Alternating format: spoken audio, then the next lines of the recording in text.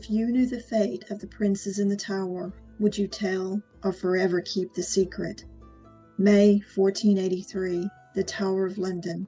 When King Edward IV dies and Lady Elizabeth Scrope delivers her young godson, Edward V, into the Tower of London to prepare for his coronation, she is engulfed in political turmoil. Within months, the prince and his brother have disappeared.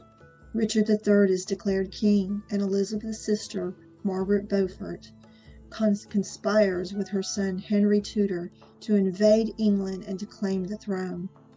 Desperate to protect her godson, Elizabeth battles the intrigue, betrayal, and power of the last medieval court, defying her Yorkist husband and her Lancastrian sister under her godmother's sacred oath to keep Prince Edward safe.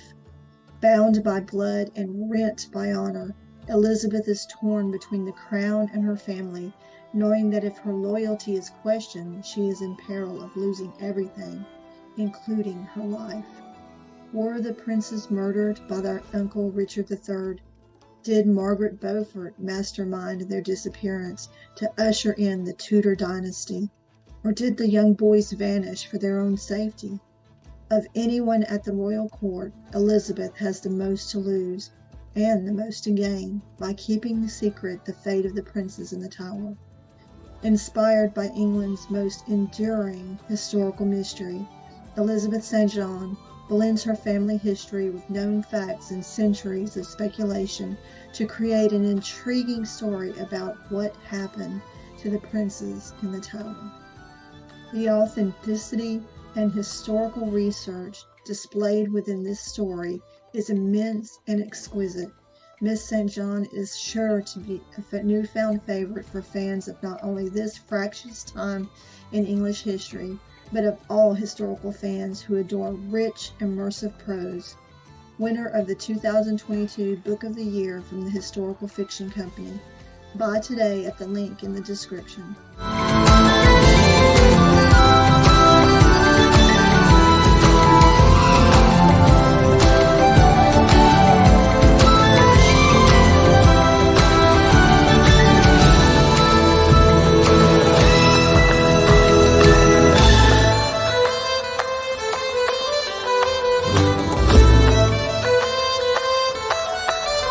Hi, this is DK Marley with the History Bards podcast. Thank you for listening or for watching for those of you who tune into our channel on YouTube. For today's episode, we are giving an introduction to our fabulous content episodes, full of rich history and featuring some amazing historical novels which base their stories on the history in the episode. For today's episode, we are taking a look at the amazing Biltmore House in Asheville, North Carolina. For those of you who have never visited the Biltmore House and have never had the opportunity to travel to France and the Loire Valley, this is a way to get a taste of the French Renaissance right here in the United States. Tucked away in the beautiful, sprawling Blue Ridge Mountains of North Carolina lies a jewel, America's own version of a vast European-like castle. One can truly imagine as you wind your way along the highways, through the valleys, and across the Smoky Ranges, what George Vanderbilt must have imagined when he first came to the area. My initial thought when I first visited Biltmore over 20 years ago is what brought Vanderbilt to this area in the first place. When you spend even a moment of time walking the trails of the Blue Ridge Mountains or sitting by a cool babbling brook, watching the sunlight glisten through the gold, red, and orange leaves in the fall, the vibrant greens of summer, or the crisp, tinkling snowflakes layering over the pines, it won't take you long to understand why he chose this area. When Vanderbilt visited the area on a tour of the lush landscape captivated him, and he determined to acquire land to build what he called a little mountain escape. Right away, his lawyer, Charles McNamee, started purchasing land, and the local newspaper, the Asheville Citizen, reported in January of 1889, "Some months ago, the good people of Asheville were surprised by the presence in that beautiful little city of Charles McNamee, the New York lawyer of the well-known firm of Davis, Work, and McNamee, Mr. McNamee entered at once with businesslike promptness upon the purchase of sundry tracts of land just south of the corporate limits of Asheville, across the Shenandoah River. It was soon surmised from the extent of his purchases that he represented some northern capitalist, and it presently leaked out that his client was none other than George Vanderbilt, the young railroad millionaire. Rumors abounded as to the intent of the land purchase, that of a supposed women's college, a school for the poor boys of the South, a private park with villas, or a game preserve, all which caused concerns to rise from many of the citizens of Asheville, especially when the newspaper released another article a few days later stating that Mr. Vanderbilt contemplates purchasing the southern portion of the county is a conjecture that is at present disturbing the minds of the people residing in that section of the state of Buncombe. That purchase, or the purchase, is still going on, and there is no telling where they will stop. Mr. McNamee is as active and as energetic as ever regarding the acquisition of other tracts to the already large acreage described in these columns before. What Mr. Vanderbilt proposes to do and how he is going to set out about doing it are problems which we are unable to solve. The reticence of his agent and the utter ignorance of the wiseacres who pretend to know all about it establishes a veil of mystery into which the reportorial eye fails to penetrate. Finally, fears and concerns were laid to rest when the Daily Citizen, another local newspaper, informed the public that Mr. Vanderbilt planned to erect at once a residence on his large parcels of land, and later saying, Mr. Vanderbilt's country estate will be a chateau in the French Renaissance style, over 300 feet long, with steep roofs and towers and sharp gables and generally elaborate ornamentation. The initial purchase of land grew to 6,000 acres, which would later climb to 125,000 acres. I was quite captivated by the words of one reporter who rode onto the estate when the work began, as he waxed poetic about the activities. He wrote, "On the return home, as we rode slowly along, looking at those acres and acres of uncultivated farmland, with houses standing untenanted save here and there where a faint blue curl of smoke betrayed the presence of some of Vanderbilt's workmen, a feeling of loneliness stole over us, and both horse and rider would have been cheered by the sound of even a dog barking or a child running after us asking for a penny. But all was silent and lonely, a deserted village which will years hence be covered by the forest which the white man won years ago from the Indian, and clearing off the timber converted into a good arable farmland after many years of hard toil and labor. It was with a sense of relief that we left the oppressive stillness behind, and while the wind and wild gusts seemed to be chanting a soft, sad requiem, we stole away, leaving it to rest in peace, and hailed with delight the hum and bustle of the city as we alighted from our morning's ride." Certainly, this reporter and many of the people of Asheville were concerned about this wealthy man from New York sweeping in to build this massive house in the area, but as we can see from what resulted, not only during George Vanderbilt's lifetime, but what Asheville has today, it is obvious that this man's incredible vision for the area went far beyond being just a house for a family. Vanderbilt loved to entertain guests, even more so after his marriage to Edith Stuyvesant, and entertain they did in abundance.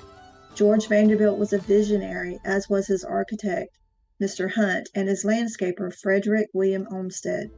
This visionary view of Asheville's ethereal land continues even today as Vanderbilt's descendants continue to entertain guests and enhance the community, even more so in a way that one cannot help to believe that Mr. Vanderbilt would be so proud of knowing that his family now entertains and hosts hundreds of thousands each year.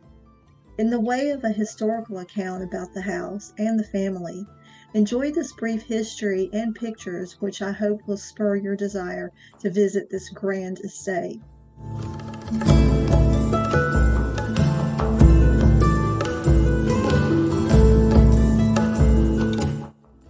The Biltmore House is an estate or National Historic Landmark located in Asheville, North Carolina.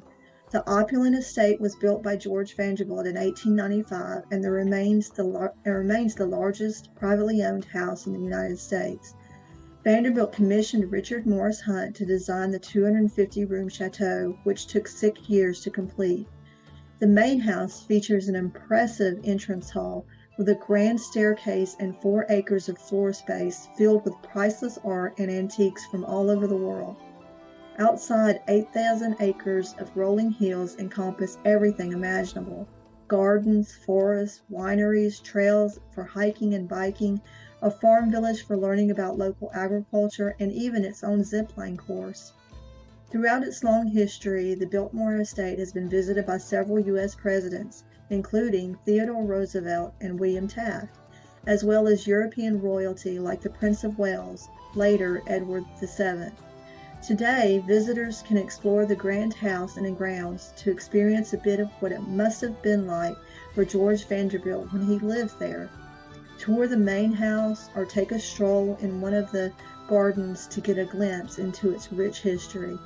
The estate also hosts seasonal events throughout the year, from holiday celebrations to outdoor concerts and festivals. Biltmore also houses an award-winning winery that produces more than 15 varieties of wines made from the estate-grown grapes. Visitors can take a tour and enjoy the tastings with breathtaking views of the Blue Ridge Mountains.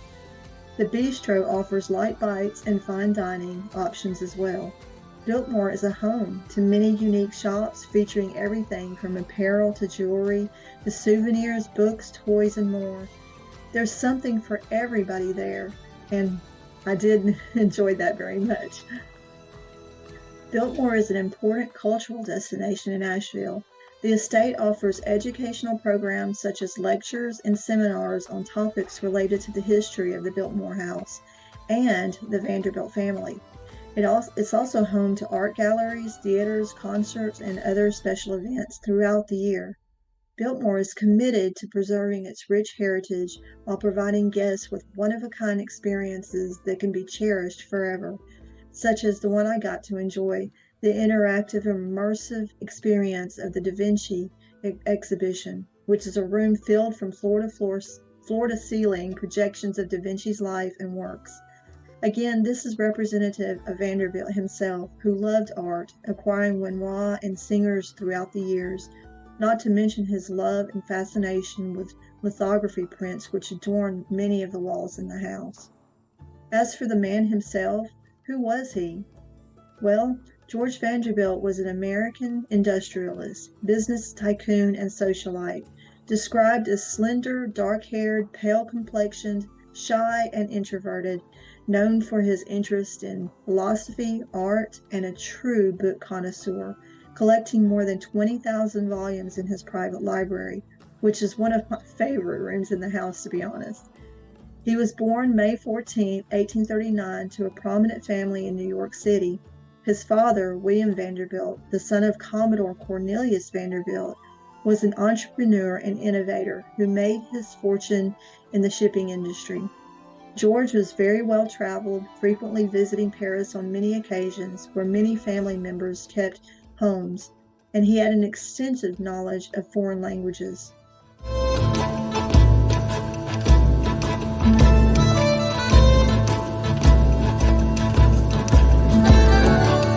His father, William, owned several elegant mansions in New York City and Newport, as well as extensive grounds on Long Island. When his father died in 1885, he left a vast fortune, which was split between his 3 sons, Cornelius, William, and George.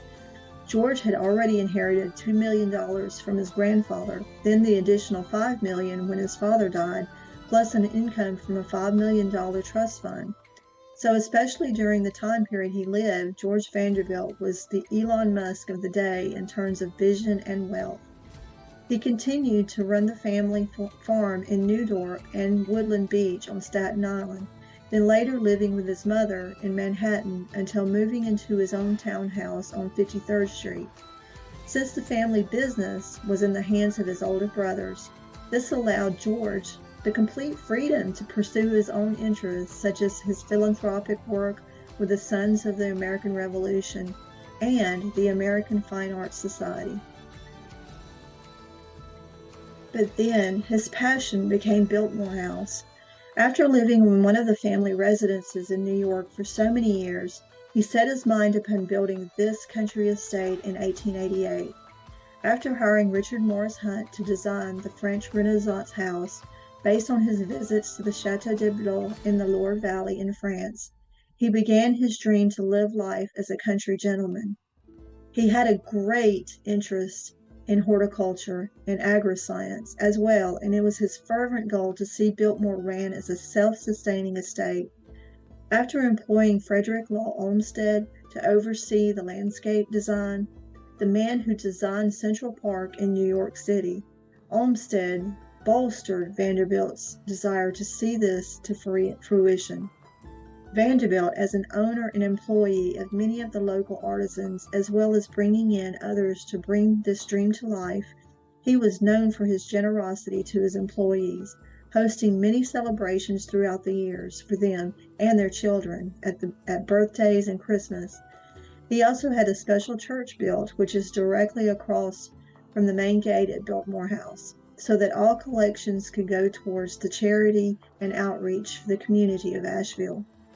He opened the doors and hosted his very first guests for Christmas in 1895. On June 1, 1898, the most eligible bachelor, George Vanderbilt, married the lively and well-read debutante Edith Stuyvesant Dresser at the American Cathedral in Paris, France, after a year-long courtship, after meeting at Queen Victoria's Diamond Jubilee celebration in 1897. After a 4-month-long Italian honeymoon, they arrived home, yet still enjoyed frequent holidays back to England and Europe.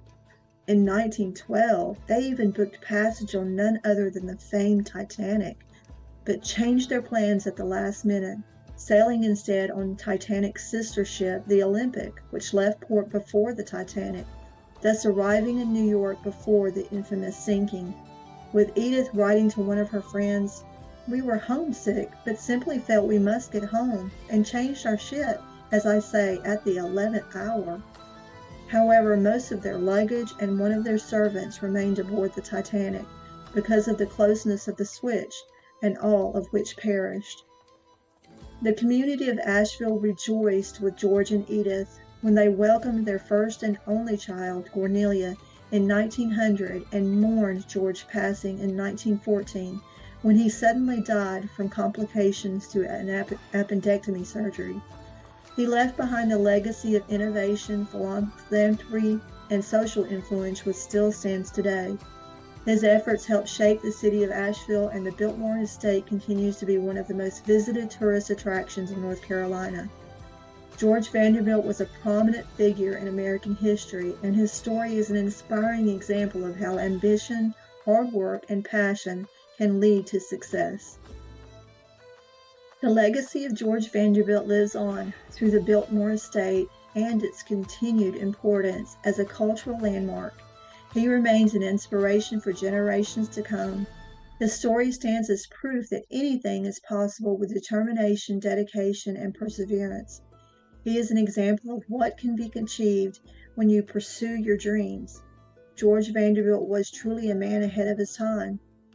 Now, to feature some of my favorite interior designs and possessions, first and foremost are the 8 magnificent Flemish tapestries that line the walls of its grand library, or rather outside the library.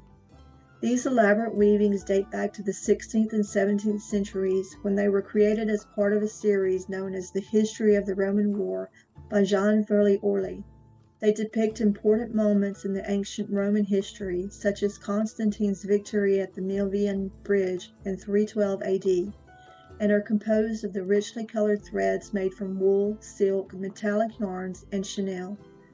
Each tapestry measures approximately 15 feet wide and 8 feet tall and was hand-woven using traditional techniques developed during the Renaissance period. It is thought that the tapestries were acquired for Biltmore in 1926, and today they are some of the most notable features of a visit to the house. For those interested in learning more about these incredible works of art, there is an informative exhibit inside the estate which provides detailed information about their history. The Biltmore House also offers guided tours which include special access to view these stunning pieces up close. The Flemish tapestries at Biltmore House are truly a sight to behold, offering a unique glimpse into another era of human achievement and creativity. Whether you're visiting the house or just enjoying the beauty from afar, it's easy to appreciate why these masterpieces have been kept so carefully preserved and admired for centuries. And I must speak about the library, my favorite room of the house. George Vanderbilt was indeed a book connoisseur, acquiring over, as I said, 20,000 books in his collection. Not only collecting, but with each book or book set he purchased, he had rebound in high-quality leather according to the color he desired in order to continue the continuity in his library. Like a scene out of Beauty and the Beast, this library exudes a comfort and coziness which, even though the room is quite large, the combination of the warm woods, the massive fireplace, the lavish velvets, and the rich leather tones of the tomes creates the ambiance. George Vanderbilt even took out time to set out books for his guests, having learned in advance some of their favorite subjects so as to make their visit an even more treasured experience. Just take a look. Who wouldn't want to spend hours and hours here just flipping pages and smelling the ink and leather? Another feature is the vast amount of artwork displayed on the walls of the estate, ranging from old masters and 19th century European paintings to contemporary American artwork. Some of the pieces were acquired by George Vanderbilt during his travels throughout Europe. The house also features remarkable sculptures, including works by Augustus St. Gaudens, Karl Bitter, and Jules Millet. The most renowned work in the Biltmore collection is an original painting by Pierre-Auguste Renoir titled La Loge in 1874. This masterpiece was gifted to George Vanderbilt upon its completion, and it took its pride of place in the entrance hall for more than 70 years. Today, this painting is located in Biltmore's new gallery where visitors can admire it. In addition to the artworks that Vanderbilt acquired, Biltmore House features an impressive collection of American furniture from the late 19th century. This includes pieces from renowned cabinet makers such as John and Thomas Seymour, Duncan Phyfe, and Charles-Henri Lanoux. Much of this furniture was designed in a French Empire style and is considered among some of the finest examples of its kind. Biltmore House also contains a number of antiques, including 18th century porcelains, silverware, and crystal. Many of these were bought by George Vanderbilt while he was touring Europe with his family during the 1880s. These items provide insight into the taste and interest of George Vanderbilt during his time. The artwork and antiques housed in Biltmore House are truly exceptional. The vast array of works reflect the interest and taste of George Vanderbilt, making them a remarkable testament to his legacy. Visitors to the Biltmore House can appreciate the beauty and craftsmanship of these pieces, providing a unique insight into the history. Also, one of the other features in the museum at the Biltmore House is a remarkable chess set that was owned by Napoleon Bonaparte. It is one of the highlights that please don't forget to take a look at, because just to know that was owned by Napoleon is truly remarkable.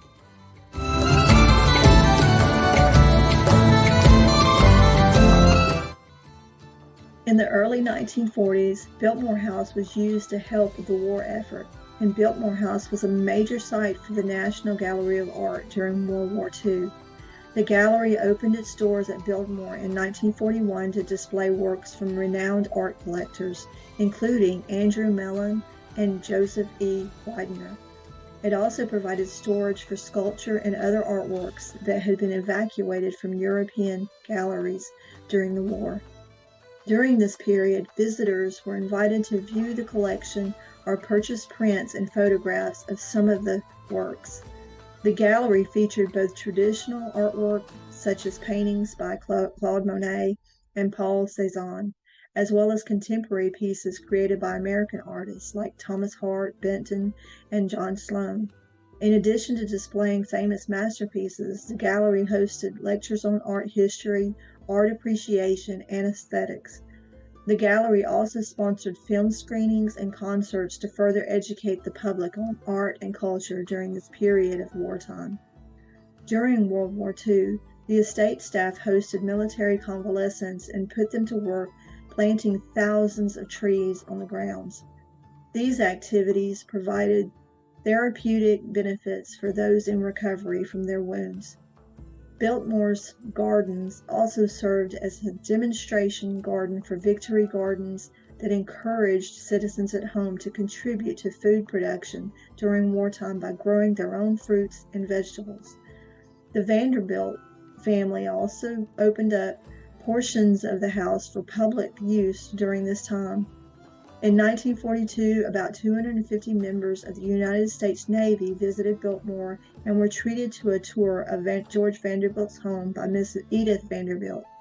The family also donated some of their furniture to the Navy for use in officers' quarters.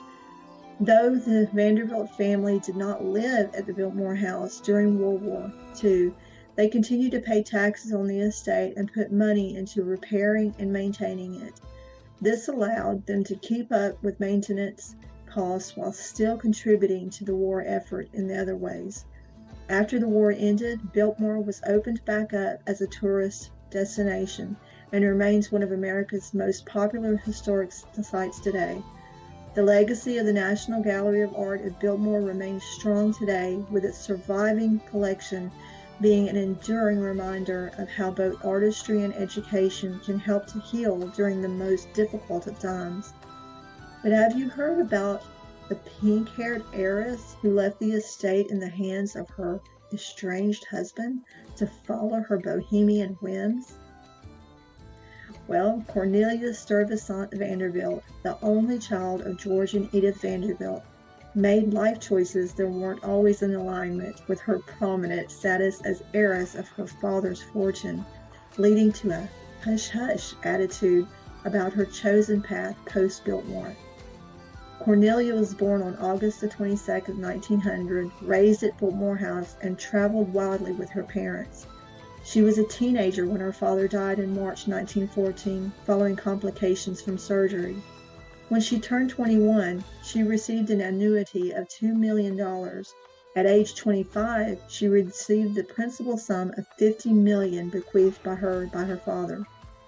And a year earlier, on April 29, 1924, in a lavish wedding in All Souls Cathedral in Biltmore Village, Cornelia exchanged vows with British aristocrat John Francis Amherst Cecil, the son of Lord William Cecil and Mary Cecil, Baroness Amherst of Hackney.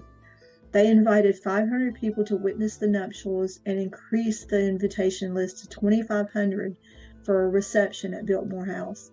Cecil himself had a truly astounding heritage and legacy as a descendant of William Cecil, Lord Burleigh, who was Queen Elizabeth I's truest and most faithful servant during her reign in the Tudor era in England. The couple had two sons, George Henry Vanderbilt Cecil and William Amherst Vanderbilt Cecil, born in 1928, and also helped stimulate the economy during the Great Depression by opening Biltmore House to paying guests in 1930. Admission was $2. 2 years later, the Biltmore Company was formed to manage the estate. Finding life at Biltmore House dull, Cornelia moved to New York City to study art, leaving her husband and children behind to manage the estate. A few months later, she moved to Paris, divorced Cecil, dyed her hair bright pink, and changed her name to Nilcha. She never returned to Biltmore House or the U.S. again, and to my mind, this story is aching for a historical novel to be written. She married 2 more times, the next to Captain Vivian Francis Buckley Johnson, the aide-de-camp to the 9th Duke of Devonshire, until his death in 1968. Then to Bill Goodsir, a waiter she met in London while having dinner with Edward Adamson. Cornelia died at the age of 75 in Oxford, England, and her children, grandchildren, and great-grandchildren continue the legacy down to this day of the Biltmore Estate. Last but not least, the estate stables now house some fabulous new restaurants and shops, one of which I found a couple of historical novels which might be of interest to anyone wanting to read more about this house and learn about the family history. This one, called Made to Match by Deanne Gist. From the day she arrives at the Biltmore, Tilly Reese is dazzled by the riches of the Vanderbilts and by Mac Danvers, a mountain man turned footman. When Tilly is enlisted to help tame Mac's rugged behavior by tutoring him in the ways of refined society, the resulting sparks threaten Tilly's efforts to be chosen as Edith Vanderbilt's lady's maid. But the stakes rise even higher when Mac and Tilly become entangled in a cover-up at the town orphanage. They could both lose their jobs and their hearts, which, interesting enough, is a story made for any Downton Abbey lover, and one that is loosely based on an actual romance between Edith's lady's maid and the butler. Also, there are these non-fiction ones: Genius of Place, The Life of Frederick Law Olmsted by Justin Martin, and Manners and Morals of Victorian England by Wayne Erbson, all ones featured in the Biltmore's bookshop. As far as ones recommended by the Historical Fiction Company, while not directly about the Biltmore estate or the family, we had the privilege of reviewing Landscape of a Marriage by Gail Ward Olmsted, who is married to a descendant of the landscaper of Central Park and the Biltmore Estate. This book is told from the perspective of Frederick Law Olmsted's wife, Mary, and presents a beautiful portrait of the friendship between two women, Mary and her best friend Anne, who stick together through thick and thin, providing support to each other at times when their husbands are changing the world and scenery of the Big Apple. While often we are presented with novels of Victorian life in England, this is a breath of fresh air in giving us life in Victorian America at the dawn of a country full of men like Olmsted who were intuitive, brilliant, and creative thinkers and innovators. And on top of that, we were given the rare opportunity to see the life of a woman dedicated to support her husband and find within herself the strength to rally even during the most tragic of times. So, now you've been given a brief glimpse at the beautiful house, the history, and some featured books for you to enjoy on the topic. As always, we thank you for listening and ask that you please click the subscribe button down there. And if you would like to become a sponsor of a content episode featuring your own historical novel and the history behind your book, please click on the link in the description for sponsorship and advertising. We are always looking for new history to explore. This is D.K. Marley at the History Bards. Keep making history and keep listening. Thanks.